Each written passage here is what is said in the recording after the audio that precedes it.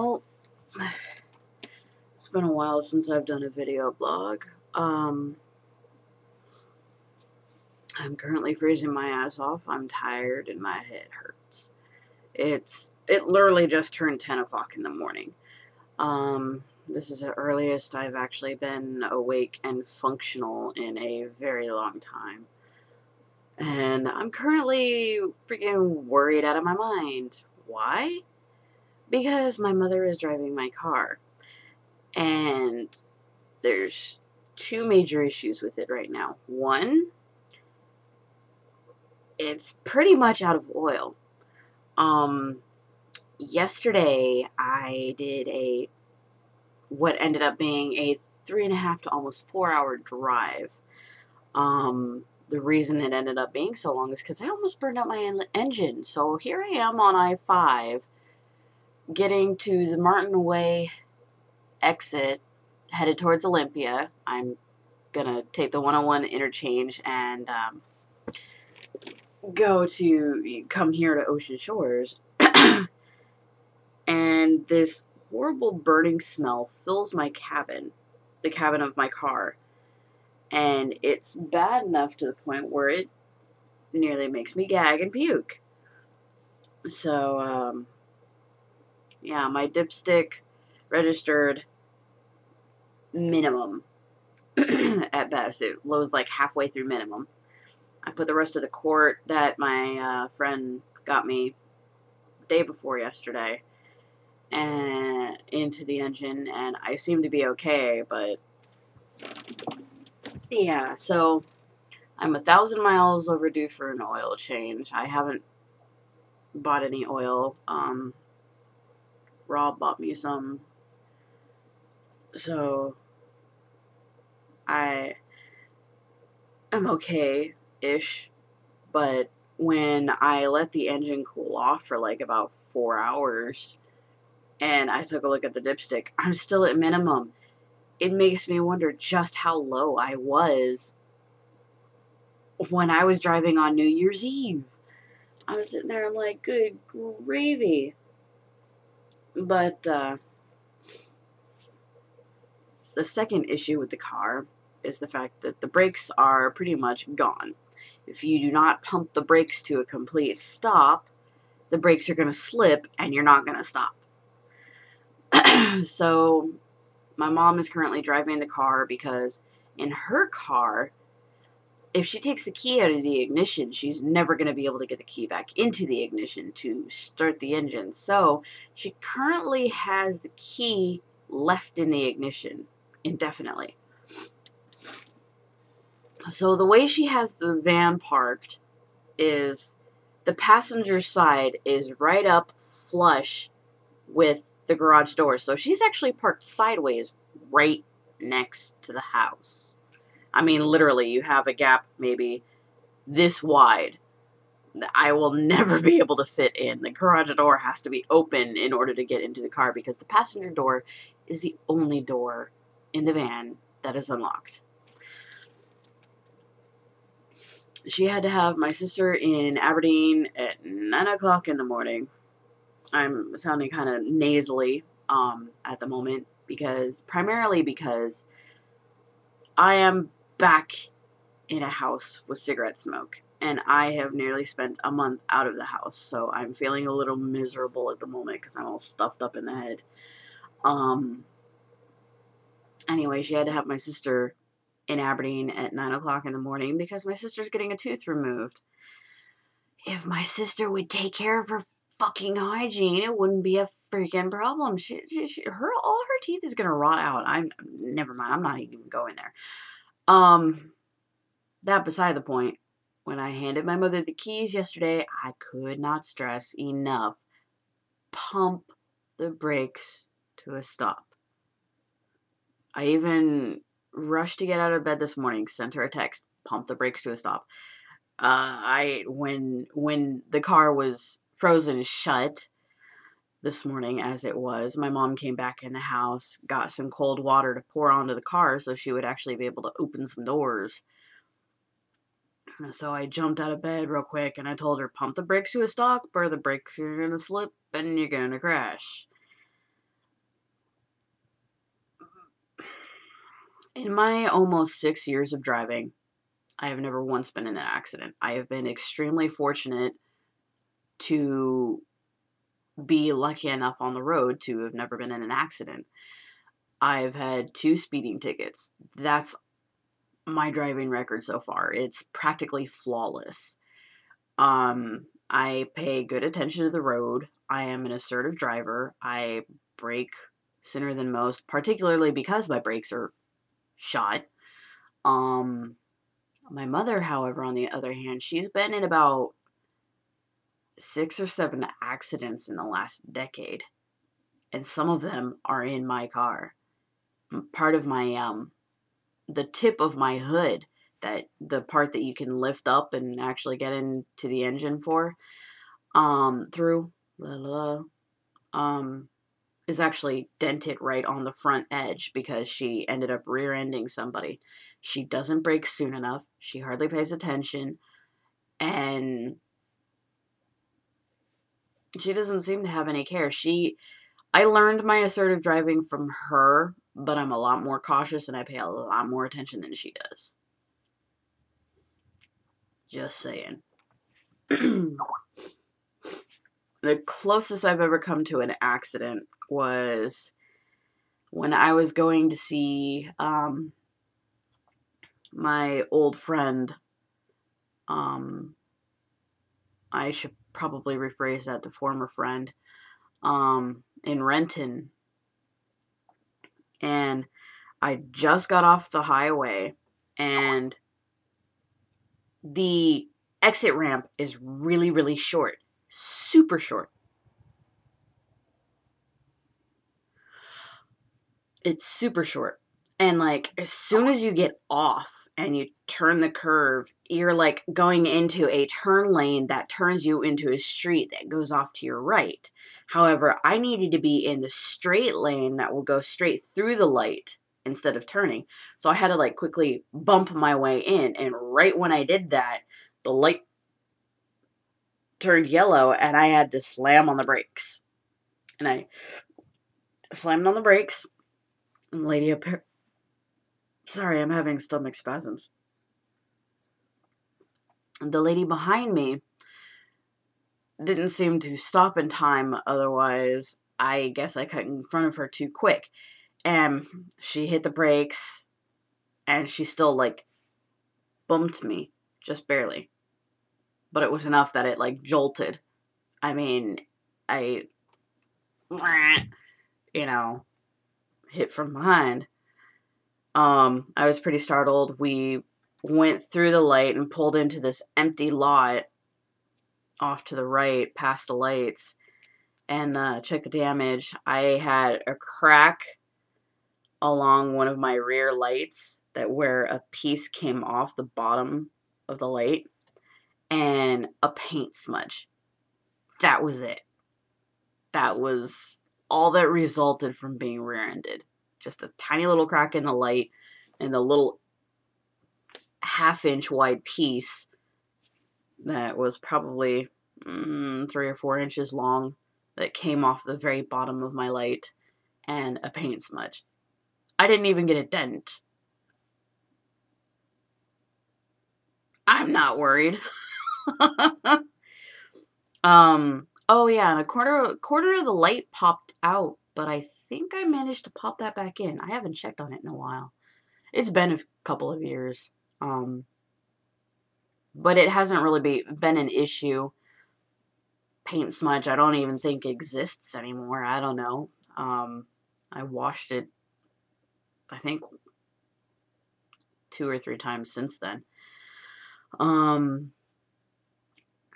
The cracked light isn't really a bother. The seal wasn't broken. No water's really getting inside it. And because it's the bottom of the light, I don't think water getting inside it is really going to matter much anyway.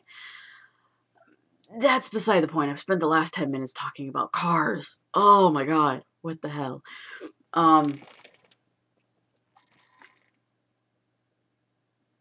I have had quite an interesting time as of late.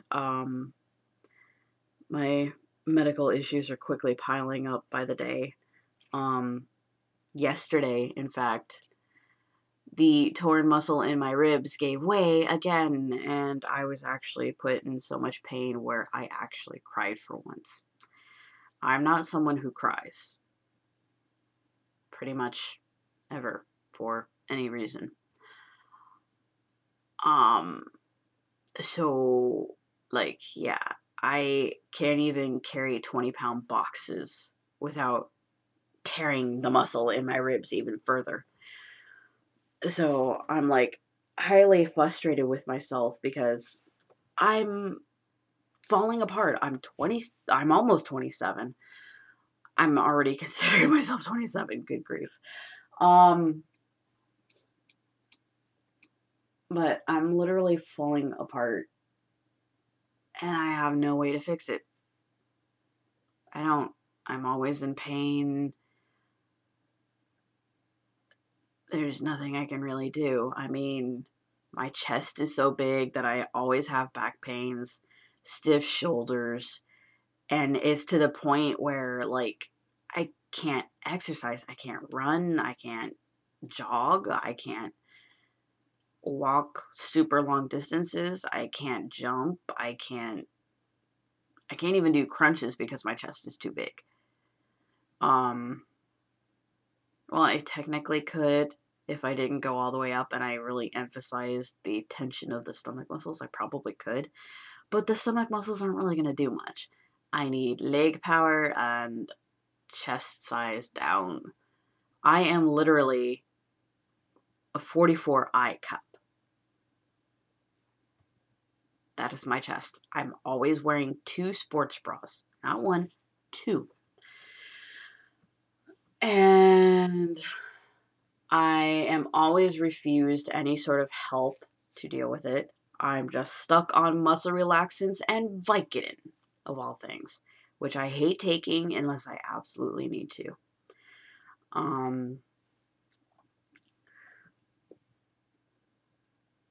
2 years ago, my kidneys almost completely just failed. I had quite a few issues for months. And that's because the anti-inflammatories I was taking, because of the back issues, because of the chest. And so I was told not to take any anti-inflammatories, no ibuprofen, no naproxen, nothing of the sort. And that's why they put me on cyclobenzaprine, the muscle relaxant, and Vicodin, the painkiller. Somehow my kidneys seem to correct themselves. The last couple of the A1Cs I had done came out perfectly fine. But as of late, I think my kidneys are getting worse again, and they're worse than before. The really strange way that I know this is because of the smell. The kidneys, they help flush out your urine along with your liver and so on and so forth. And if your kidneys start to go bad, one of the signs is that your urine will smell. I normally never used to have a smell, and ever since I've had the kidney issues, I've had a bit of a smell, but this time it's gotten even worse. And so that and the pain that I'm getting in my right side, I can't tell if it's my torn ribs or my kidneys. I don't know, and I don't have the money to check, so I'm just kind of like, whatever. My busted shoulder from last year still bugs me. I still have issues with it. It starts giving me issues when I lift it about here.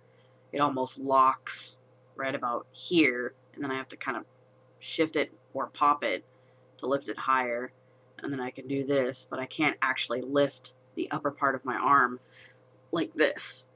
I'm stuck like this. So, yeah. That's what happens when you're trying to quickly get away from a drunken, abusive alcoholic.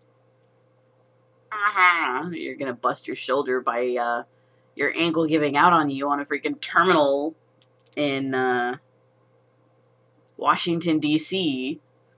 trying to get on the train. Yeah.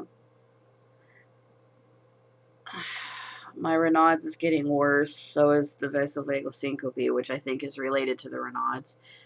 I'm passing out much more frequently as of late. I'm getting a lot of dizzy spells.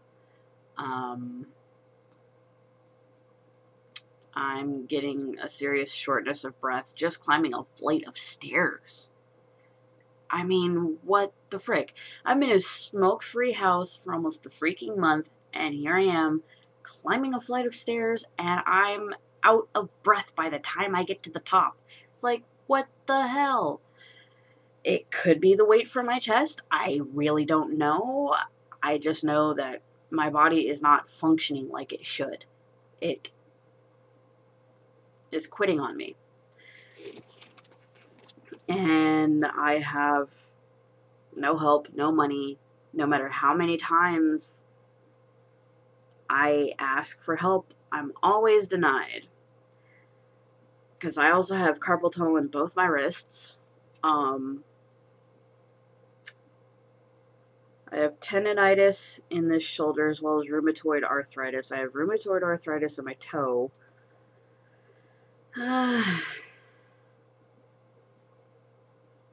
And to top it off, I have a wisdom tooth that's completely coming out sideways. Woo! It doesn't bug me because I had a molar back there removed. Like, the furthest back molar, I had it removed. And then I had this one down here pulled on the day of the Japan quake and tsunami. Joy of all joys. I had a fun time with that one. I'll explain in a sec. And after I had this one down here pulled, my wisdom tooth up here decided to pop through. And I thought it was coming down normally, but no, it's actually coming out sideways. And I'm just like, oh, grand. It makes it a bitch to brush, which when I tried brushing it, I think a week ago, I caused a sore just right back, right behind it on the gum. And it wouldn't go away for a few days, so I actually had to start gargling salt water. The day of the Japan quake and tsunami, I got my tooth pulled. I got home. About an hour and a half later, we're getting news of, oh shit. And being that I've lived here on the Pacific Ocean coast of Ocean Shores, Washington for the last almost decade at this point, we had tsunami warning. We had to pack up and get ready to freaking book it. So, got my tooth pulled, got the news of the Japan quake and tsunami, kept track of it most of the day, could not eat. I was not allowed to eat. I was not really allowed to drink either. I was hopped up on pain meds. And because of the issuing of the tsunami warning, we had to book our asses, pack the shit up, and I got no sleep until like 7 a.m. the next day. That was a really horrible day. Holy. Tell you what. Shit can get real around here. Very quickly.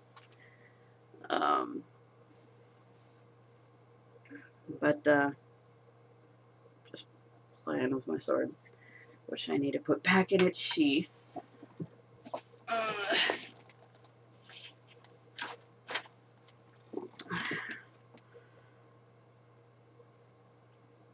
It's been really dry and cold lately. Chapping lips. I currently have apparently indefinitely moved.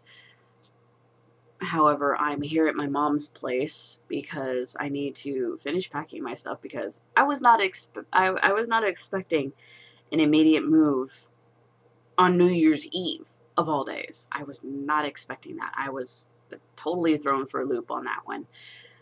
I mean, granted, I knew that the move was going to be happening sometime in January because Rob was back, but I was not expecting, like, instantaneously days after he got here. I was like, really?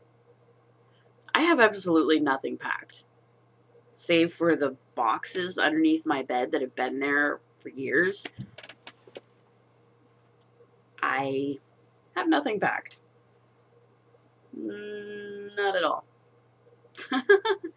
So I am down here to pack, to get a little bit of this move happening, I guess, or at least a bit more permanent. And also catch a break. I have been constantly exposed to socializing with people, like every waking moment of every day since New Year's Eve.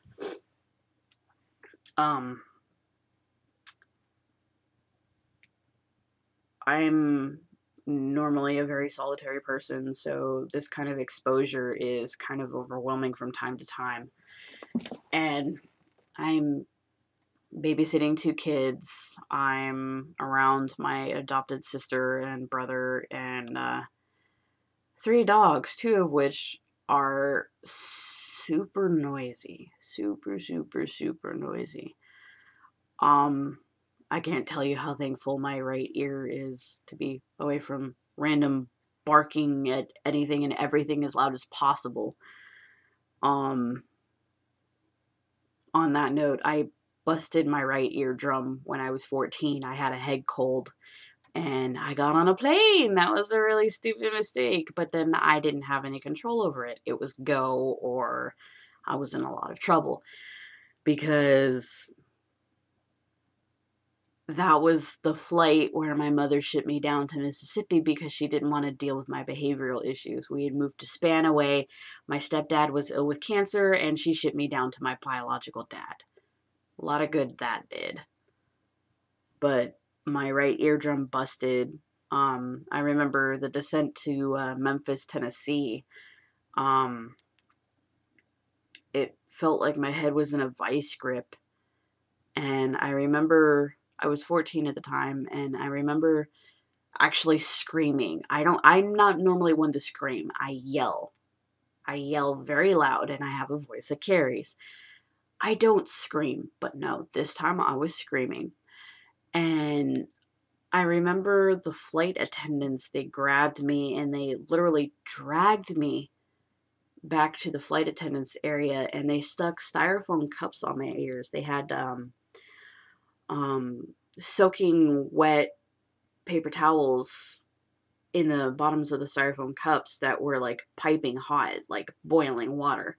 And they stuck them on my ears, and I guess something with the steam was supposed to do something. And I passed out, and the next thing I remember, we're on the ground.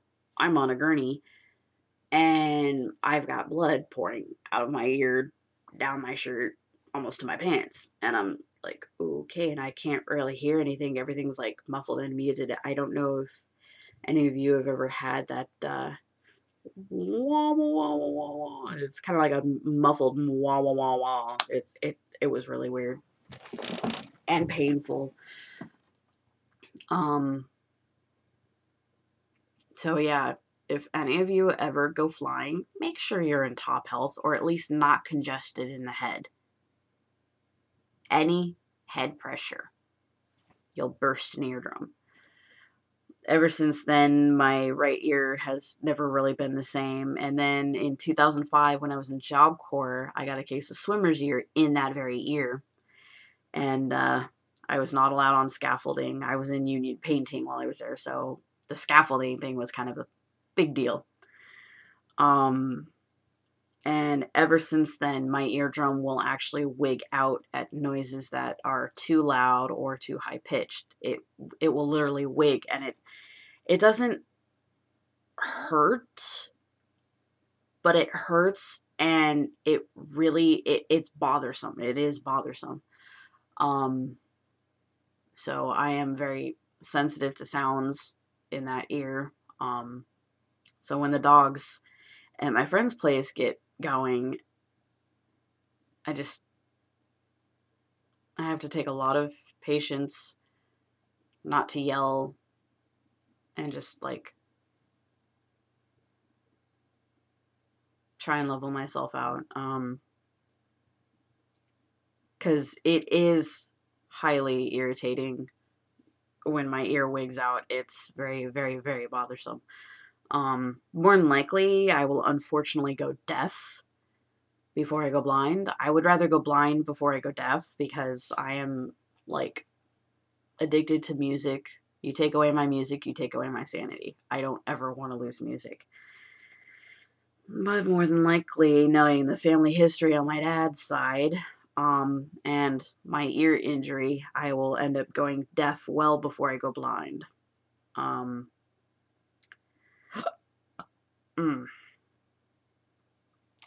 That kind of burned. So,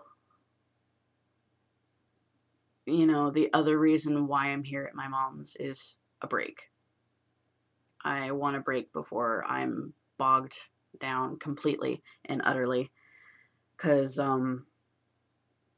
my sister starts her job this weekend on Saturday, and my brother starts his job next week-ish. And so, they're really going to need a babysitter. And, yeah, so, you know, this is my little final chance at freedom a bit. And privacy, you know, when you're exposed to two kids, both under the ages of 7,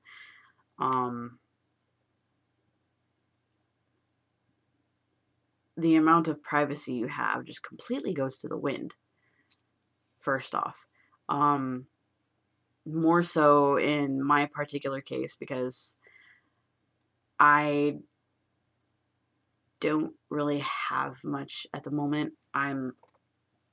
My computer is primarily stationed in the living room right in front of the TV, and it's exposed for everyone to see.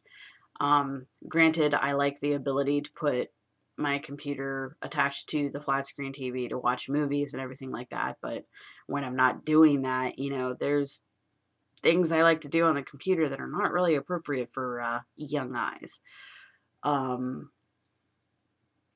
Yes, part of it might be porn, but no, that is not all of it. I'm being honest here. Okay? I am a little bit of a perv. So, we'll just leave it at that.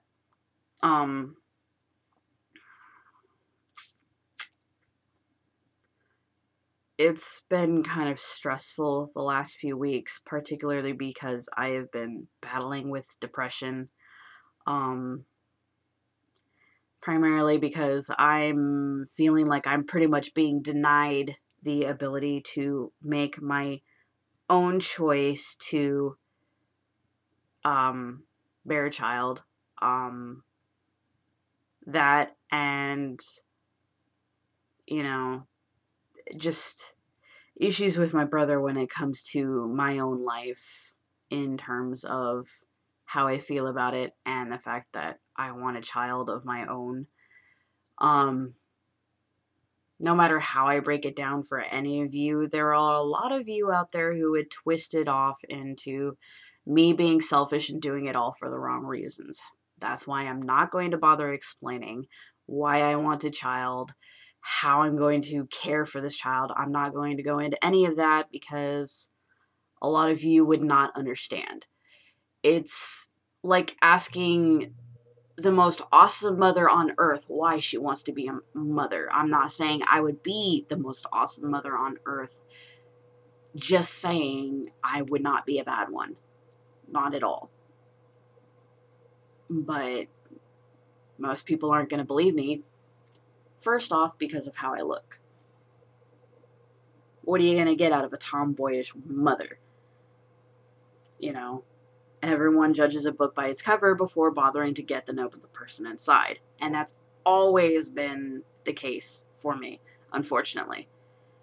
Even when I have long hair and my boobs are out for everyone to see, I'm still judged. Hell, people still mistake me for a guy with long hair and large boobs. It's like, what the fuck do you think I am, a freaking 400-pound sumo wrestler?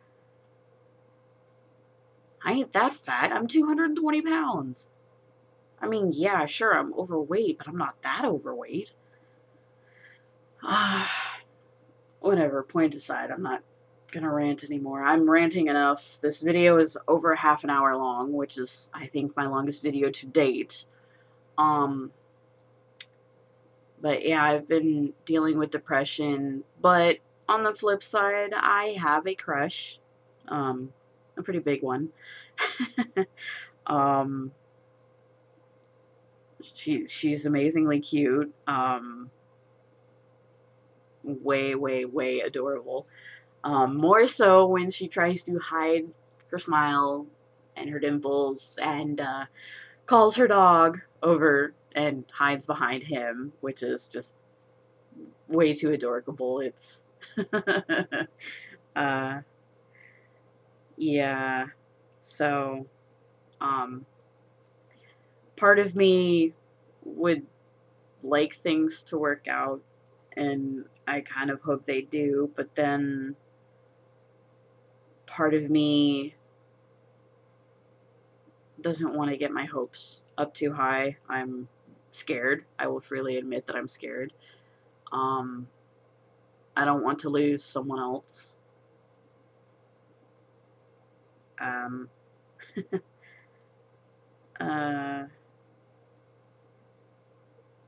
But yeah, for the most part, she's cute. She's amazing. She's taller than me. Unfair. Totally unfair. I'm 5'5". She's 5'10". What you gonna do? And what's sad is I feel kind of a little awkward because I'm almost evenly double her weight. I'm just like, okay. And here I am bending my comb, which I really should not be doing. So, you know, physically wise, I feel completely inadequate. But otherwise, you know, I think it's okay. The way she puts it is, you know, physical body is just a vessel, you know, a house for the soul. It doesn't really matter much, sort of thing.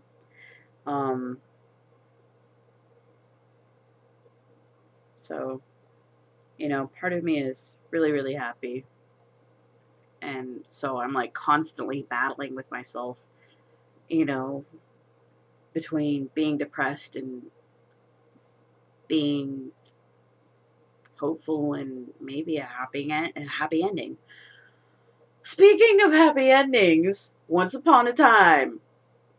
Dude, if any of you have not seen the show on ABC called Once Upon a Time, you need to get your fucking asses out there and watch it.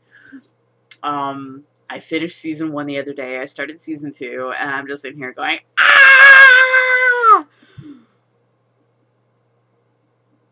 I will not say anything more than that, because I will end up giving spoiler after spoiler after spoiler after spoiler, and I know that there are a lot of you out there who would freaking maim me for spoilers.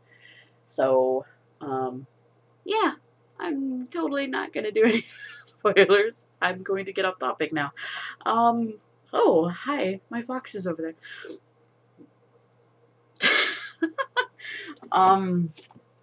Yeah, so pretty much, I'm